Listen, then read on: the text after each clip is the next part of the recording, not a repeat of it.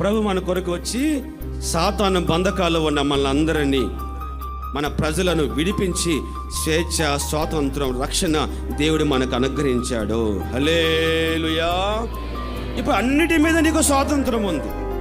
యేసయ్య కలిగిన ప్రతి దాని మీద మనకి స్వేచ్ఛ ఉంది. ప్రతిది కూడా మనయే.